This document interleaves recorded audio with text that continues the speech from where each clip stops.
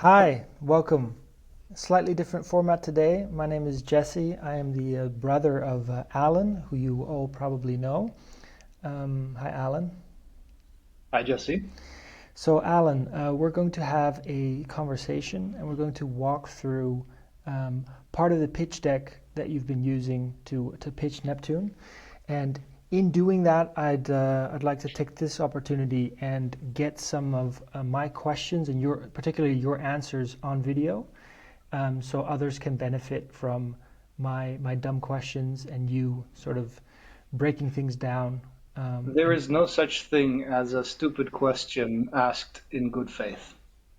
great, that's a great great motto for us to start with. So let's jump in.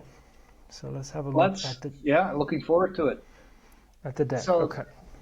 uh, as I see it, Neptune represents the third generation of cryptocurrencies. In the beginning, we had Bitcoin, which paved the way and introduced to the world peer-to-peer electronic cash. And then, in the wake of Bitcoin's success, a bunch of successors introduced new fancy features based on interesting technologies.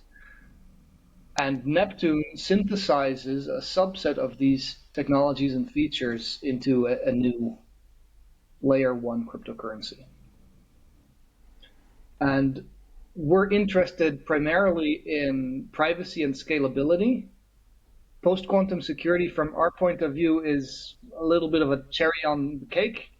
And smart contracts, from our point of view, obviously every layer one launched this day and age should have smart contract support. And so can we just briefly go into each of these arrows and just to for everyone's understanding what they mean. So what is meant by privacy? By privacy, typically you mean to hide the origin and destination of funds that are being moved as well as the amount. Um, because the naive implementation of money on blockchains is to make everything see through. That's how you make sure that everyone can audit the entire blockchain. But unfortunately, that's terrible for privacy because it's essentially putting your bank account history on Twitter. Everyone has access to the blockchain, or a read access at least, and so they'll be able to uncover your history. And you have a natural right and a fundamental demand for privacy, and so you want to keep that data auditable but obfuscated. Okay. Auditable so that everyone can still rest assured that there is no inflation in this cryptocurrency, and that whenever there is a transfer of funds, the proper owners signed off on it. Right. And so there's been a couple of cryptocurrencies in the wake of Bitcoin, like you said. I think that's the Zcash logo, but there's also Monero and a couple of others that have focused on. This is, oh yeah, okay, okay. Monero also focused on privacy, but the logo that you see on the screen is actually the logo of Mina. Right. I wasn't getting to that one yet. But yeah, you could feel free to explain that one, scalability. Uh, yeah, so the blockchain is a very inefficient data structure. It keeps on growing forever, and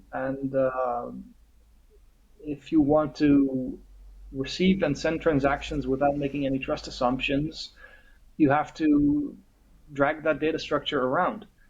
And And so, and using so, and, and just to try and break it down even further. So one of the ways that blockchain works is that everybody holds the sort of the entire database or a big part of it by themselves, more or uh, less, right? the default case is that everyone holds the entire thing, and in practice, most Bitcoin nodes actually do store the entire thing, but most Ethereum nodes don't because it's just too expensive. And so And that's the so that's the equivalent of like, you have a bank, and but then you're storing all the transactions of everybody that's a customer at that bank and every other bank. Exactly. Okay. Exactly. Whereas what ends up typically happening, what MetaMask does, which is the Ethereum wallet, is it talks to servers that do run a full Ethereum node and just give your wallet software the answers to the questions that it's asking, so that when you install it on your phone, you're not actually downloading 6 terabyte of data or whatever the number is. Right. And so let's talk about Mina. How do they deal with that problem? So they use snarks to compress blockchain. Uh, so snarks are succinctly verifiable, non-interactive arguments of knowledge. It's a development, recent development of computer science that allows you to prove the correctness of a computation, such that verifying that proof takes less time than performing the computation in the first place. Um, and with a little bit of pixie dust on top, you can actually make this proof independent of witness data. That feature is called zero knowledge, and basically it means that you can prove stuff about secrets. Now, I don't think Mina is proving stuff about secrets. As far as I know, they're just snarks and not ZK snarks. Anyhow, what they end up doing is they prove the correctness of predecessor blocks such that whenever you download one block, it contains a succinct correctness proof of all of history. And therefore, if you want to synchronize to the network, you don't actually need all of history. All right, so they get around the problem of everybody needing to hold this entire database by creating some cryptographic proof that it's their representation is correct of that history, and that's the only part that everyone needs to hold. Is that? Yeah, it's essentially reducing the entire database to a hash that gets updated periodically in a way that cannot be broken unless you break the cryptography. So why isn't everybody doing this? Why isn't Ethereum doing this? Why isn't Bitcoin doing this? Well, Mina hasn't been around for that long, and it's a big engineering task. Okay, makes sense. So it's novel and tricky to accomplish. And there is an additional trade-off induced downside, which is that you have membership proofs. So in order to be able to reduce the database of transactions to a short hash, you need to prove that your transactions belong to that hash. And whenever the hash gets updated, you need to update your own proof. And so it induces on the users a responsibility of keeping their membership proofs up to date, which is not a huge undertaking, but it is non-zero. And so you can't just sit on your Mina coins and expect to use them to pay 2 years later without some synchronization work. Interesting. Okay. We might get into that later. Then post-quantum security, what is that? Quantum computers, which we don't know exist yet, but we expect that maybe in the future they will exist, they are known to be able to break the elliptic curve discrete logarithm problem, including signature schemes that are based on it, such as So let's ECDSA and Tichenor. one step backwards. So what's a quantum computer? Quantum computer is a computer that uses phenomena that can only be described by the laws of quantum physics, as opposed to laws of classical mechanics. Right, and then they're mostly theoretical at this point. There's some, I guess, very basic Mostly prototypes. theoretical, yes, but research groups across the world are participating in a race to build it first. Right. So the potential is huge because the sort of the the size of the computations that you'd be able to do with such computers is just orders of magnitude higher than what we're able to do now. Is that more or less correct? For particular computations. Okay. It doesn't give you a more powerful sledgehammer that you can apply to just any problem. Uh, but if there's a hidden structure to your problem, then you'll be able to use quantum computers to accelerate the Right. computation. And so, cracking a Bitcoin wallet would be one of the problems that it would be able to solve. Exactly. Okay. And your background is in cryptography. You've got a PhD in cryptography, and in fact, I think you even specialized in post-quantum cryptography. Am I right? Correct. And so, within the cryptography world, this is also a um, it's a subset of cryptography. There's a bunch of cryptographers around the world that focus solely on this problem space, right? Absolutely. Okay, I think we've covered that. So smart contracts, briefly, what are those? Well, the spending policies that Bitcoin admits are not very expressive, and that's in part a design decision, um, because it makes sure that you can only use Bitcoin for money. But in principle, if you have more complex spending policies, you So, can attach them to you're saying contracts. spending policies, but basically that's scripting. That's like the programmability of Bitcoin that you're talking about. Yes, exactly that. And so the programmability of Bitcoin was kept very minimal on purpose. Exactly. And the developers of Bitcoin, even though considering the success of Ethereum, they never agreed to sort of extend it and to make it more complex to support smart contracts. I think the success of Ethereum is a controversial topic among Bitcoin developers, uh, because they really don't care about the market, and so Ethereum's market cap is huge, yes, but so what? That's not a valid argument. Um, and in terms of decentralization, Ethereum has paid for its smart contracts by blowing up the blockchain in size by orders of magnitude to the point where regular people can't run a full node anymore. Okay, we'll get So into I that. think Bitcoin developers would describe Ethereum as a failure. Okay, fair enough. We don't need to get into that, but I think we've covered those four reasonably well. So let's move on to the next slide, shall we? Yeah, so I mentioned that smart contracts we're taking for granted, and post-quantum security is, from our perspective, cherry on top of the cake. What it really boils down to for us is scalable privacy, and both scalability and privacy are rather vague, nondescript terms that different teams use differently. So when we mean scalable privacy, we define it as succinctness plus anonymity. Succinctness means that the cost of running a full node is negligible, and anonymity means that sensitive transaction details such as origin and destination and amount are concealed. And so correct me if I'm wrong, but these tends to be a trade-off between these two. So the more anonymous the blockchain gets, the less succinct it gets.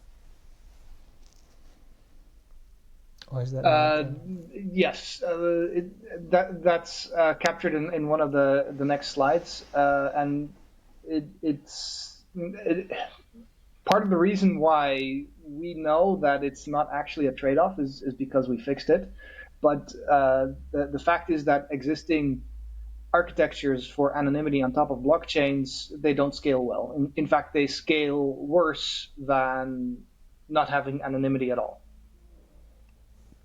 Okay, cool. So yeah, just one more time, summarizing from my understanding. So anonymity is about hiding who's sending the money or who's receiving it, and then succinctness is about everybody not needing to store that entire database on their devices, and so you're able to do both. Correct. And it's not just not needing to store the entire database, but also not needing to operate on it. What do you mean by that? Well, the reason why you need to store the entire database is so that you can answer the synchronization requests of peers. And you could say, I don't care about answering those synchronization requests. But then the second reason why you need to have at least touched every bit of that data once is because you want to make sure that you're on the right blockchain, and that you're not on an invalid chain. So the way you ensure that you're not on an invalid chain is you verify that the history is correct. And so you go all the way from Genesis to the current blockchain tip, verifying the data. And after that, in principle, you can throw it away. Although that does make you into a bit of a dickhead, because you're not serving peers with the data they need. Okay. So you need to periodically wake up my dog who's snoring in the background. Sorry for that. So why anonymity? Well, firstly, privacy is a fundamental human right. But from an economic perspective, the flip side of anonymity is fungibility, which is the feature of goods that their value depends only on their amount and no other property. Fungibility is basically the same as untraceability, and traceable goods are not viable as money. This is a rather philosophical argument, but the reason boils down to whenever you're using a good that is traceable as money, taking ownership of that good to settle a debt confers onto the new owner a liability that comes with a trace. The trace is a liability because it can be used in the court of law as documentary evidence that those coins actually belong to someone else. And the way holders, receivers, users of cryptocurrencies, of goods in general, can insulate themselves against legal claims rooted in the traceability of those goods is by making sure that those goods are not traceable to begin with. So untraceability, fungibility, is a against this legal question. And in fact, fiat money is traceable. The notes have serial numbers on them. And this gives rise to an interesting legal precedent in the case of Hugh Crawford versus the Royal Bank. Hugh Crawford, back in 1650 or something, sent 2 notes of £20 in the mail, and he recorded the serial numbers. The mail got lost. Then he published the serial numbers asking for the return of those notes to their proper owner. One of the notes popped up, and the bank refused to give it to their proper owner. He refused to give the one note, it was only one note, to Hugh Crawford. So he sued, and in the end, the judges sided with the bank, based on the argument that if the stolen goods had to be returned to their proper owner, also for money, well, that would impose on everyone the requirement that they verify all of history of every note they receive, and that would make commerce unviable.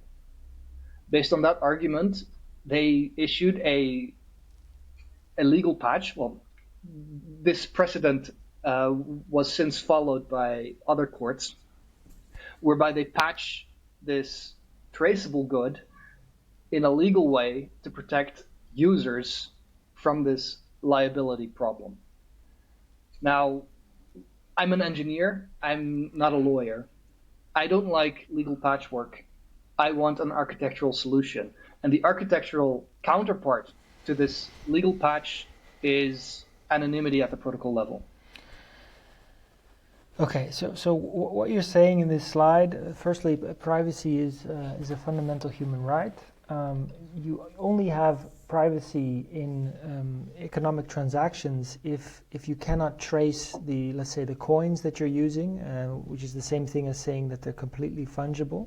This I understand, but how does it work with Bitcoin, for instance? Because one coin can split up into into a lot of smaller parts, and then those can split up into smaller parts. Um, I mean, I understand that cascade is traceable, but so what? No one's saying, hey, that 1/100th of a coin 4 cascades down used to belong to me, so now it's mine. If you don't have the keys for that wallet, then you don't have a claim. So That's exactly what Craig Wright's claim is about. He okay, is claiming that he is Satoshi and that he is the proper owner of a hoard of bitcoins referred to as the Tulip Trust, or the Tulip Trust is his fund, and that he got hacked and he's no longer in possession of those coins, and he wants the Bitcoin developers to restore his possession of those coins. right. So this is one. I think it's an Australian guy who claims he's Satoshi, and he's making a claim on a lot of uh, sort of the original bitcoins that were mined very early, right? Yeah. But is that the canonical case of this point? I don't think there are other precedents. So there is no canonical case yet, and if you're looking for a precedent, then you have to look at the Hugh Crawford versus the Royal Bank case, or at precedents that we have for other goods that are not money, which, by the way, should be returned to their proper owner. Yes. So the part where and I guess it turns into a philosophical debate is the whole uh, sort of the right hand side of the slide.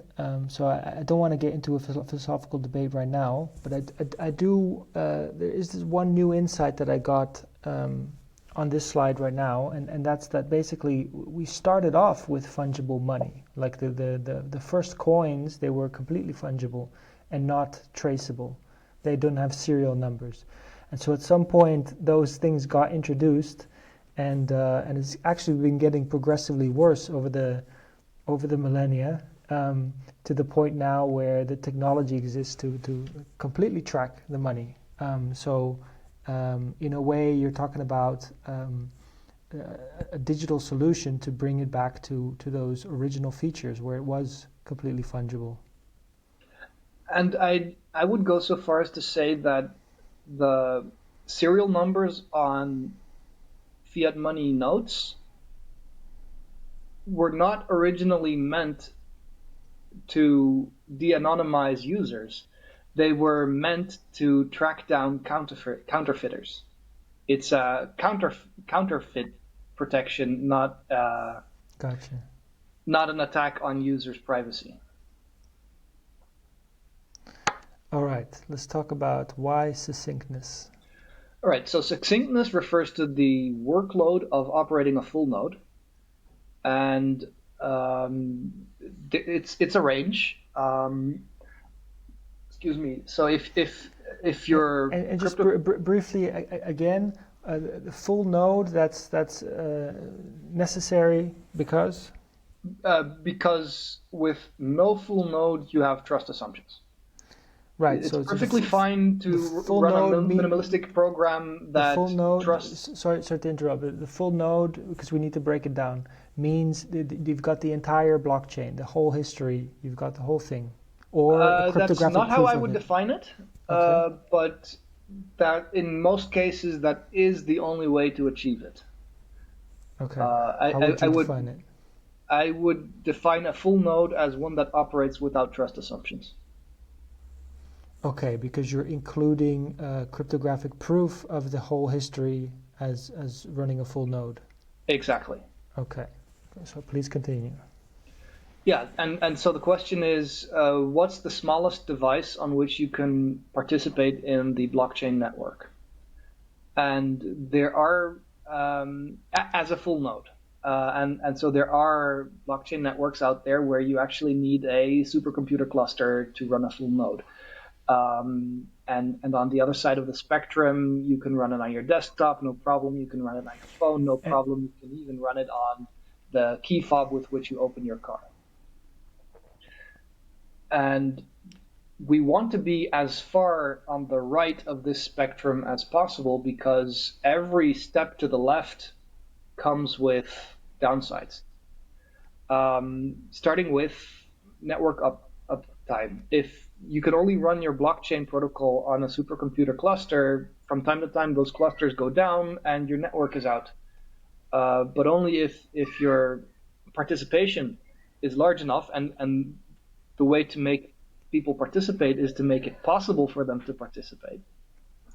Only then can you have the kind of robustness against outages of a particular set of servers. And in terms of consensus, you actually need more nodes still than a couple of hundred because forks do happen and you want them to be resolved as quickly as possible. And in the most extreme case, the only way to eliminate every last trust assumption is to run a full node on every device. And by the way, the more usable the blockchain protocol is, the easier it is to run a full node, the more people will do it, and that gives you crowds which make your anonymity meaningful. You don't have meaningful anonymity if you are hiding behind 3 other participants. You have meaningful anonymity if the number of other participants is 3 million, 3 billion, and upwards. what is SPV? Simplified payment verification. The idea is that you just query a server that lives somewhere and take its responses for face value about the state of the blockchain, about whether payments were confirmed or not. Right, so this is the MetaMask type of stuff. Like Yes, you're not actually verifying the entire blockchain history, you're just trusting someone in the middle. correct. Okay, and then with the consensus, so how does this relate to, because the way I always think about the amount of full nodes in the network is what makes it resistant to a 51% attack. How does that relate to this? No, I don't think it relates to a 51% attack uh, because the 51% attack is an attack on the consensus mechanism, which is how you decide which new blocks are valid. Um, so So why are partitions and forks more likely in a less succinct blockchain? um, so you can flood the network with Sybil nodes and partition Which are the what? network. What are Sorry? Sybil nodes or what? A Sybil node is a node that's very easy to simulate, but is actually controlled by one entity, and they typically spin up 10,000, a million nodes. And when they do that, they can actually isolate. They can actually segregate the network into 2 partitions of participants that can't communicate with the other partition with the other part anymore without going through the attacker. Right, so it's like a bot farm for cryptocurrencies. Yeah. Okay. And by the way, when that happens, then their respective proof of work or proof of stake even consensus mechanisms are not in sync, and so you do get consensus problems there after all. So I need to withdraw that comment about not being related to 51% attacks. It is related to 51% attacks. Okay, cool. Again, in the interest of time, maybe we move on to the next slide. Right. So if you survey the landscape of cryptocurrencies currently, then you'll find that there are a handful of coins that feature anonymity, and you will find that there is one coin in particular that features succinctness, but the intersection is empty except for Neptune. Yeah, I think this is a powerful slide. I did not realize the succinctness was so empty. Um, I was aware of a couple of sort of privacy coins, but yeah, so you're positioning yourself right in the middle. Um, and I don't know if now is a good time, but what about the consensus mechanism? What consensus mechanism are you using and why?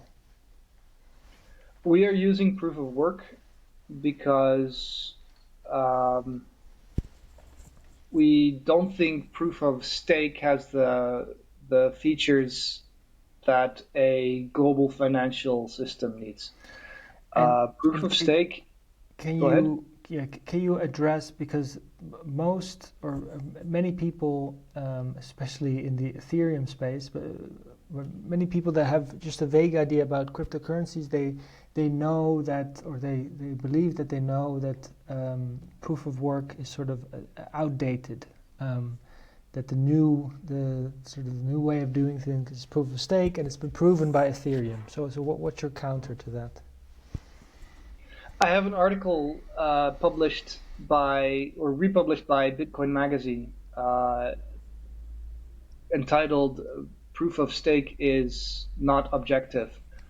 Um, and by the way, even Vitalik Buterin uses the word weak subjectivity to identify the key difference between proof of stake and proof of work. The problem is that what the what the current state of the network is defined by the consensus mechanism, uh, which is participated in by the stakers. How do you know who the stakers are? The stakers are defined by the current state of the blockchain. It's a recursive definition, and it's not quite recursive because there is one regression in history. Um, but the key point is that how do you know you're on the right branch? Well, you have to ask other people, and if you get two different answers, there's no way to reconcile which answer is correct. And so this weak subjectivity, um, by the way, proof of work does not have this. If you get two conflicting answers in a proof of work consensus mechanism, it's very easy to decide which view is correct. On the side of proof of stake, Why? oh, you just look at whichever chain has the highest amount of proof of work done, which you can do by inspecting the block hashes and testing whether they are all smaller than the But target difficulty and so so on. I feel like this is an important point, though. Can you explain it in a different way? Because you're saying there's two different answers. How does that play out in on the Ethereum blockchain? How does it play out? I don't know. Um, I expect at some point that there is going to be a fork, and that fork cannot be resolved. And because the mechanism is not there for resolving that fork, it has to be resolved through the social consensus layer, which is not programmable. But it's Um, based on the stakes, though, is it not? yeah, but how do you know who has how much stake? Oh, you're saying that's also based on the history, which is exactly the part that you're trying to verify. Exactly. Okay, that does sound a bit circular, yeah. Um, yeah, so the thing that prevents stakers from producing multiple views of multiple contradictory views of the blockchain is their stakes get slashed if they do that. Um, and so, yeah, that might work for a while, but it doesn't solve the problem that arises when multiple contradictory views do arise. Yeah, And I think I understand enough, and I think the viewers and listeners also will understand enough. And so, so you're doing proof of work. What about Mina? Mina is doing proof of stake. Okay. Yeah, I just think that's important for people to know. So I think that covers this slide. Shall we move to the next? I didn't catch that question. Shall we move to the next slide? Let's move to the next. All right. So Neptune is the only cryptocurrency that occupies the intersection of that Venn diagram. How do we do it? We rely on two key technologies to achieve it, ZK-STARKs and mutator sets. In 3 words, ZK-STARKs, what they do, they reduce verification work. And they do this in 2 ways. First, whenever you have a whole bunch of transactions, you can bundle them, throw out the signatures, and replace those signatures with a proof of correct signature validation. And this saves on throughput, but also on it also benefits privacy because you're actually removing a lot of information that was delineating which inputs belonged to which original transaction. Now the attacker only sees one huge transaction with thousands of inputs and outputs. The second way in which we use ZK-STARKs is through recursive block validation, where every block contains a proof of the correctness of the previous block. What this achieves is that you don't have to store all of history, because in order to synchronize, you just download the most recent block and verify it. It contains digests that you need to start transacting immediately. And if there is a block race or a more malicious attack on the consensus mechanism, you just look at how much proof of work the two contradictory views of the most recent block represent, and you select the heaviest one. So that's ZK-STARKs. The next technology on the next slide is mutator sets.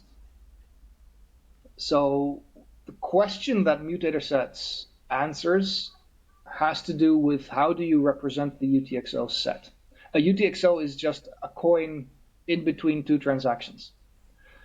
And the whole reason why we have the blockchain is to make sure that everyone agrees about the contents of the UTXO set. And since Bitcoin, there have been 2 innovations about this particular question. One is Zcash's innovation, which has since been copied by a whole bunch of other privacy coins, where you actually replace the coin by a commitment to the coin so that you don't see the amount. And moreover, this commitment changes somehow. So the net effect is that the outputs of transactions and the inputs of transactions cannot be linked to each other. But it comes with a downside because you can no longer mark UTXOs as spent, which means that you have to store them all and drag them all around forever because you need them to verify transactions in the future. So this is actually a step forward in terms of privacy, but a step backwards in terms of succinctness. Succinctness is the other big innovation in terms of representing the UTXO set. We replace the UTXO set, which is a database of records, with a short cryptographic accumulator, which you can think of as the hash of the database. And every UTXO now circulates with a membership proof to that database. So this shrinks the representation cost of the UTXO by a huge margin, but it does induce the not super trade-off that it requires users to update their membership proofs periodically. Mutator sets do both things simultaneously. It is simultaneously an accumulator and a privacy architecture. And the reason why we are able to get around this poor scalability of the architecture that Zcash introduced is because we don't have nullifiers. Um, yeah, so, and the reason why we are confident that we are the only cryptocurrency populating the intersection of the Venn diagram is because we invented this technology. The paper, I included a link to the paper on this slide.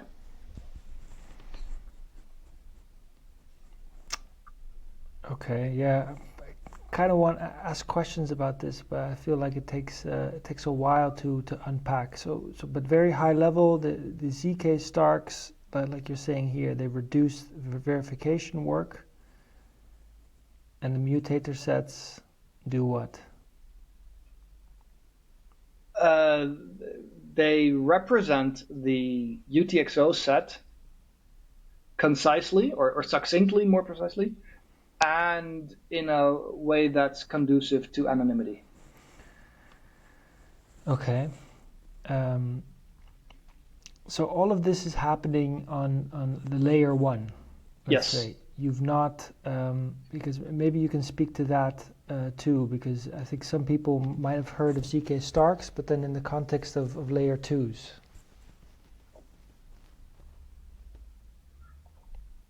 Yeah, so one of the ways that people are trying to scale Ethereum is through rollups, and there are various constructions there. But the Holy Grail is, or maybe not even the Holy Grail, maybe that's the wrong phrase. The extremal point of some spectrum there is where um, you put your Ethereum or whatever tokens into escrow, and thereby you unlock an equivalent amount of tokens on a rollup, where you can do an unlimited amount of transactions with basically unlimited throughput. With throughput limited by the speed of the sequencer. And you don't have to trust the operators of this rollup because everything they do, they join proofs to. So they can prove that they are behaving integrally. And if you want to move your funds back to Ethereum, then you just announce this withdrawal, and you can take the equivalent amount of tokens or Ethereum on mainnet. But the point is that the rollup does not have a limit in terms of throughput capacity, and it doesn't need to be trusted because of ZK Starks. Okay. Let's move on. Use case. Well, this is just one of many use cases, but it is probably the use case that I'm the most excited about, which is if you want to trade crypto assets, you have to choose between a centralized platform where you can do it at high frequency, or you have to do it on a decentralized platform, which is typically slow. There's no other way. Existing solutions like rollups, they have two, and depending on your perspective, three downsides. The first downside is that the speed of the rollup is limited by that of the sequencer, which is still a centralized and corruptible party. Secondly, they are exclusionary. You cannot simultaneously deploy your capital on two different rollups. And the third um, downside is that currently the way you transfer your coins from Ethereum to one rollup or from one rollup to another, you pass through a bridge where individual parties sign off on the transfer. Now, I didn't include this bullet point in the slide because, in principle, there are cryptographic solutions that don't require you to trust anyone, uh, even for crossing this bridge. In our eyes, though, the future of high frequency trading of crypto assets is surely on Lightning. And the way we're going to achieve that is by first building a bridge from Ethereum to Neptune for ERC20 tokens. And the reason why people might want to cross this bridge is because it allows them to hold and trade ERC20 tokens while benefiting from Neptune's anonymity properties. And the reason why it's actually not very complicated to build this bridge is because Neptune is succinct. And so we have a rather limited implementation task ahead. We just need to implement synchronization on EVM, and by construction, synchronization on Neptune is rather cheap. So that means I'll be able to transact in any ERC token completely anonymously on Neptune. Exactly. Holy shit. And that's only the first step. We're also going to build Lightning channels for arbitrary UTXO types. So yes, you can use Lightning channels for Neptune coins, but you can also use Lightning channels for wrapped Ethereum, wrapped Bitcoin, what have you. And then you can trade without inducing trust assumptions at the speed of Lightning, without custodianship assumptions, with literally unlimited throughput, as opposed to throughput limited by the sequencer, and in a non-exclusionary way. Once you're connected to the network, you're connected to everything.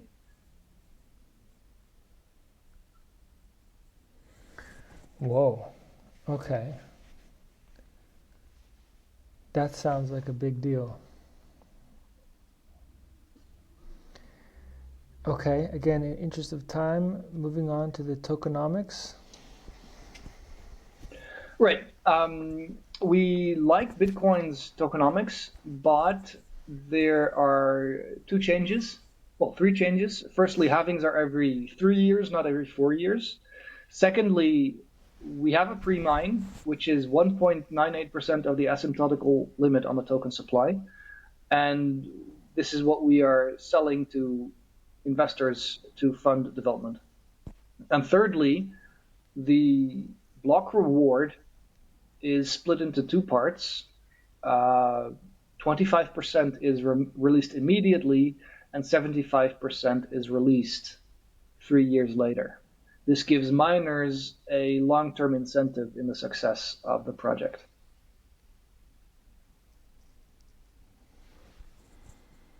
Okay. Status quo. Yeah, so where are we now? We've been at this, we've been writing code for 2 years now, and things are getting close to full circle. We have a few missing pieces of logic that relate to Neptune-specific consensus questions, such as recursive block verification. And the reason why they are missing is because we don't have recursion yet on the side of the ZK Stark engine. That's Triton VM. But we expect to have that very soon. And we expect to launch in July. Cool. Roadmap. Yeah, so right now we're in the beginning of 2024. We expect to launch some 5 months after this video is being recorded. 6 months after launch, the pre-mine will be released. And more or less at the same time, we will roll out the Ethereum bridge. 6 months after that, we will roll out the Lightning channels, Lightning support, and Light clients. And then towards the end of 2025, the company that founded Neptune will dissolve because money is a project too important to be left to the control of any one person. There's a slide on that, is there not? Oh no, it's a No, there different isn't. presentation. Okay, talk about that a bit. Well, if someone is in control, they inevitably have to be trusted by the users, and the reason why we don't like trust assumptions is because they will inevitably be corrupted. And I use corrupted not in the sense of generic political commentary. I mean it in the sense of an attacker deploying an attack and ensuring that programmable nodes are behaving in accordance with the specification of his attack. Mm-hmm. Okay, and then the team. Yeah, so Torkil is a co-founder. He has more than 8 years of experience in blockchain development. He built the Swiss Crypto Vault while he was working with Bitcoin Swiss, and he contributed to the basics of Lightning transactions and Ethereum Yellow Paper specifications. I have a PhD in cryptography from KU Leuven, and I've co-authored influential papers on the topics of snarks and snark-friendly hash functions. And my tutorial on Starks is #1 if you Google Stark tutorial. Ferdinand has been with us since the beginning. He used to be a cryptography researcher. I guess he still is, but he's the lead developer on Triton VM, and that task has transformed him into a veritable Stark guru. Cool. So, is there anything else that you'd like to say to complete the picture for potential investors? I can't think of anything. Um, this slide deck went through many iterations where I thought, what's missing? So I guess at this point I'll be looking to answer that question based on feedback from other people, Right. such as feedback from you. Yeah, so one thing I'll do is because there's various sections where obviously I don't follow completely, but I need to dig into it deeper, and then I'll come back to you with some questions.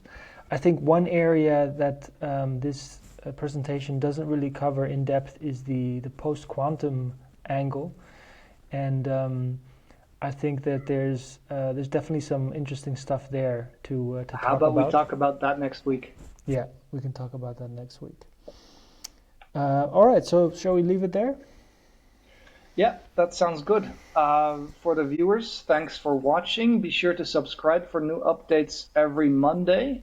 And recall the website is https://neptune.cash. Feel free to ask questions about the topics covered in this video or anything else on the forum talk.neptune.cash. Take care.